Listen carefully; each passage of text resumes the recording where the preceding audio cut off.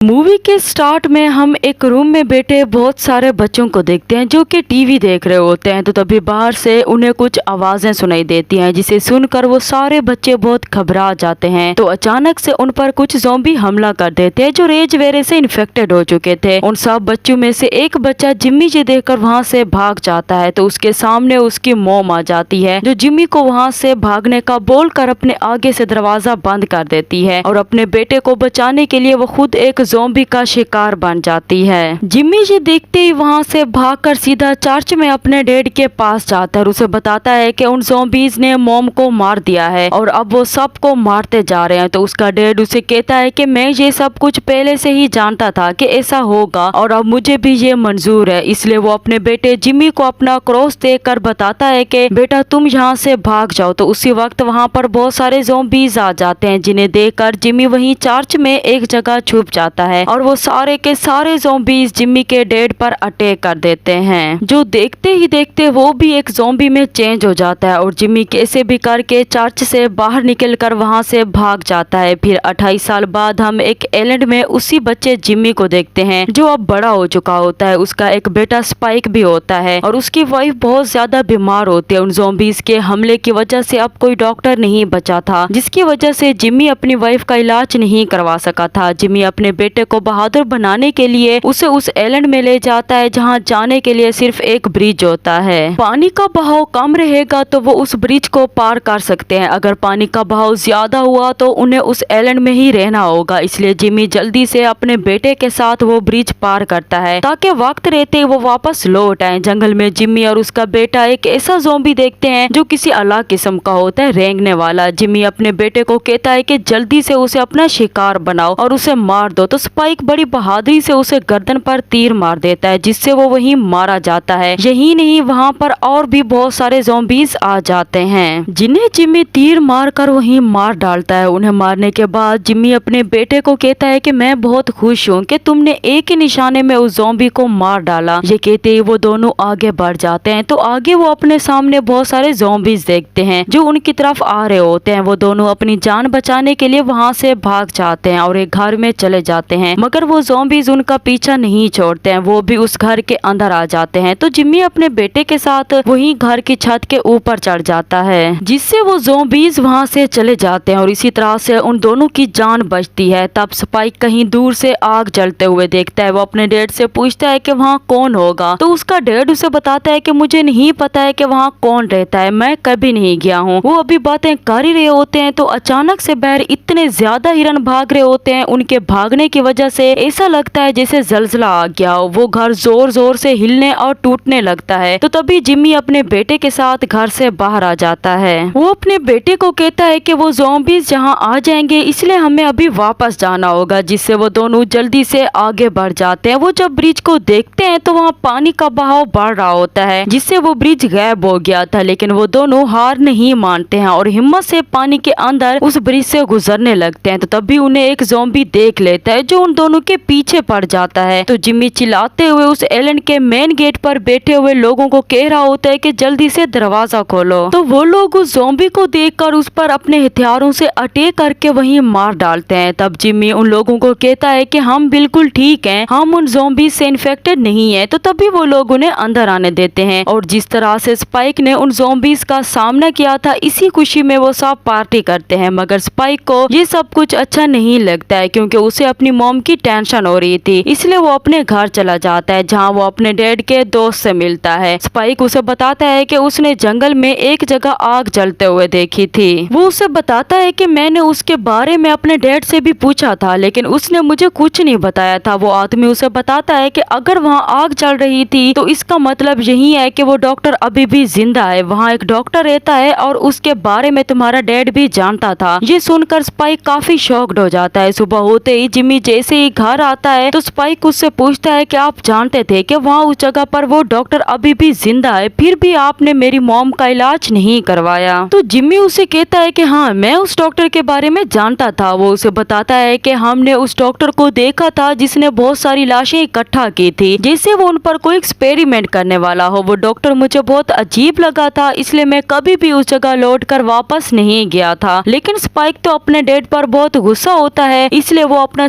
चाकू निकालकर अपने डैड को कहता है कि अब से हमारा तुम्हारे साथ कोई रिश्ता नहीं है, इसलिए चले जाओ तुम यहाँ से। जिमी भी अपने बेटे को इस बदतमीजी की कोई सजा नहीं देता है और वहाँ से चला जाता है। फिर स्पाइक प्लान बनाता है कि वो अकेले ही अपनी मॉम का इलाज करवाने के लिए उसे उस डॉक्टर के पास ले जाएगा, इसलिए वो मेन गेट के लोगों से बचने के लिए वही एक केबिन में आग लगा देता है, जिससे मेन गेट में खड़े सभी लोग वही केबिन की आग बुझाने में मसरूफ हो जाते हैं। और इसी मौके का फायदा उठाकर स्पाइक अपनी मॉम को लेकर वहाँ से चला जाता है। वो जैसे ही आगे बढ़ते हैं तो स्पाइक की मॉम जब आगे देखती है तो उसे पता चलता है कि वो किस जगह पर है जहाँ बस ज़ॉम्बीज़ ही ज़ॉम्बीज़ होते हैं। तो स्पाइक अपनी मॉम को कहता है कि तुम डरो नहीं और टेंशन मत लो, हमें कुछ नहीं होगा, बस हमें कैसे भी करके उस डॉक्टर तक पहुंचना है। रात होते ही वो दोनों एक जगह आराम करने के लिए रुक जाते हैं तो वहीं वो अजीब सा रेंगने वाला ज़ॉम्बी स्पाइक पर हमला करने ही वाला होता है। तो उसी वक्त उसकी मॉम वहां आकर उस ज़ॉम्बी को मार देती है, जो इसी तरह से अपने बेटे की जान बचा लेती है। तो इसी बीच इस जगह की दूसरी साइड पर आर्मी की एक टीम उन ज़ॉम्बीज़ से बचने की कोशिश कर रहे होते हैं, मगर वो ज़ॉम्बीज़ इतने ज्यादा होते हैं कि वो उन सोल्जर्स पर हमला करके उन्हें वहीं मार देते हैं। जबकि एक सोल्जर उन ज़ॉम्बीज़ से कैसे भी करके वहां से भाग जाता है। उधर स्पाइक और उसके मॉम आगे बढ़ रहे होते हैं तो तभी स्पाइक अपने सामने एक ज़ॉम्बी देखता है जिसे वो तीर मार देते हैं। उसकी चिल्लाने की आवाज सुनकर फौरन से आसपास के सभी ज़ॉम्बीज़ का ध्यान उनकी तरफ चला जाता है, जिससे वो ज़ॉम्बीज़ उन दोनों के पीछे पड़ जाते हैं। वो दोनों अपनी जान बचाने के लिए भागते हुए एक गैस स्टेशन में छुप जाते हैं जहाँ गैस भरी होती है। वहाँ सांस लेना भी मुश्किल था। तो देखते ही देखते वो सभी ज़ॉम्बीज़ उस गैस स्टेशन के अंदर आ जाते हैं और ऐसे लगता है कि अब स्पाइक और उसके मॉम मारे जाएंगे। तो तभी अचानक से वहीं वो सोल्जर आ जाता है जो उन सभी ज़ॉम्बीज़ को आग लगा देता है। तो इसी तरह से स्पाइक और उसकी मॉम की जान बच जाती है। वो सोल्जर इन्हें बताता है कि मेरी पूरी टीम थी जो मारी गई है, लेकिन मैं किसी तरह से बच गया था। यही नहीं, वो उन्हें बताता है कि इस जगह से निकलना अब बहुत मुश्किल है क्योंकि हर तरफ ज़ॉम्बीज़ फैले हुए हैं, इसलिए सवाल ही पैदा नहीं होता है कि हम यहाँ से जिंदा जा पाएंगे। बातें करते हुए वो लोग आगे बढ़ जाते हैं जहाँ वो अपने सामने एक ट्रेन देखते हैं। तो स्पाइक की मॉम जल्दी से उस ट्रेन के अंदर चली जाती है जहाँ वो एक ज़ॉम्बी औरत को देखती है जो प्रेग्नेंट होती है। तो स्पाइक की मॉम बिना डरे उसका बच्चा पैदा करवाने में उसकी हेल्प करती है। बच्चा जैसे ही पैदा होता है तो वो औरत उस पर अटैक करने ही वाली होती है, तो तभी वो सोल्जर उसे गोली मार देता है। वो स्पाइक की मॉम को कहता है कि इस बच्चे को यहीं छोड़ दो क्योंकि इसे किसी ज़ॉम्बी औरत ने जन्म दिया है, ये हमारे लिए खतरा बन सकता है। लेकिन स्पाइक की मॉम उसे कहती है इस बच्चे से हमें कोई खतरा नहीं है। तो उसी वक्त एक ज़ॉम्बी उस सोल्जर पर अटैक कर देता है जिसे वो बहुत ही बुरी तरह से मार कर उसका सर उसकी बॉडी से अलग कर देता है। स्पाइक और उसके मॉम ये देखकर वहाँ से भाग जाते हैं, लेकिन वो ज़ॉम्बी उन दोनों माँ बेटे को कहाँ छोड़ने वाला था। इससे पहले कि वो उन दोनों पर अटैक करता तभी उनके सामने वही डॉक्टर आ जाता है जो ज़ॉम्बी को तीर मारकर वहीं मार डालता है। फिर डॉक्टर स्पाइक और उसकी मॉम इन दोनों को अपनी एक सीक्रेट जगह पर ले जाता है जहाँ वो रहता है। वहाँ वो उन्हें इतने इंसानी सार दिखाता है जिनका एक टावर बना हुआ होता है। साथ में वो उस बच्ची को चेक करके उन्हें बताता है कि ये बच्ची इन्फेक्टेड नहीं है, ये बिल्कुल ठीक है, जिसे सुनकर वो दोनों बहुत खुश हो जाते हैं और उसे अपने साथ रखने का फैसला करते हैं। तब डॉक्टर स्पाइक की मॉम का चेकअप करता है। चेकअप करने के बाद वो बताता है कि स्पाइक की मॉम को कैंसर है जो इतनी हद तक बॉडी में फैल चुका है कि वो अब कभी भी मार सकती है। स्पाइक को डॉक्टर से उम्मीद होती है। वो उसे कहता है कि मैं अपनी मॉम को खोना नहीं चाहता हूँ, इसलिए आप कैसे भी करके मेरी मॉम को बचा लें। तो डॉक्टर उसे कहता है कि मैं क्या, इसे कोई भी डॉक्टर अब ठीक नहीं कर सकता है। स्पाइक की मॉम स्पाइक को संभालती है और उसे कहती है कि मरना हर किसी को है, इसलिए उसकी मॉम मौत का सामना करने के लिए तैयार हो जाती है, जिससे डॉक्टर स्पाइक को बेहोशी का इंजेक्शन इंजेक्ट कर देता है ताकि वो अपनी मॉम को अपनी आंखों से मरता हुआ ना देखे, क्योंकि वो ये सदमा बर्दाश्त नहीं कर पाएगा। जब स्पाइक को होश आता है तो सब कुछ खत्म हो चुका होता है। डॉक्टर उसके हाथ में उसकी मॉम का सर देता है, जिसे देखकर स्पाइक बहुत तकलीफ में आ जाता है और इज्जत के साथ अपने मॉम के सर को बाकी सरों के ऊपर रख देता है। फिर डॉक्टर स्पाइक को कहता है कि अब हमें इस जगह से निकलना होगा, इसलिए ये दोनों अपने एलेन में पहुंचकर मेन गेट के पास उस बच्ची को छोड़ देते हैं। साथ में एक नोट भी था जिसमें स्पाइक ने आखिरी गुड बाय लिखा था। उस बच्चे का अच्छे से वेलकम किया जाता है, जबकि स्पाइक का डैड स्पाइक को ढूंढने भी जाता है मगर वो उसे कहीं नहीं मिलता है। इसके बाद हम स्पाइक को देखते हैं जो एक ज़ॉम्बी को मार डालता है, जिसे एक गैंग का लीडर देख लेता है, जो उसे कहता है कि तुम तो बहुत बहादुर हो, अगर तुम चाहो तो हम तुम्हारी हेल्प कर सकते हैं क्योंकि और भी ज़ॉम्बी यहाँ आने वाले होंगे। तो इतने में वहाँ बहुत सारे ज़ॉम्बीज आ जाते हैं, जिन्हें देखकर स्पाइक उन्हें अपनी हेल्प का बोल देता है, जिससे उस लीडर के साथ ही उन ज़ॉम्बीज को एक ही झटके में मार डालते हैं। वो लीडर स्पाइक को अपना नाम जिमी बताता है और उसके साथ हाथ भी मिलाता है, यानी कि स्पाइक भी अब इनकी गैंग का एक हिस्सा बन चुका था। बस इसी के साथ ही ये कहानी यहीं पर एंड हो जाती है।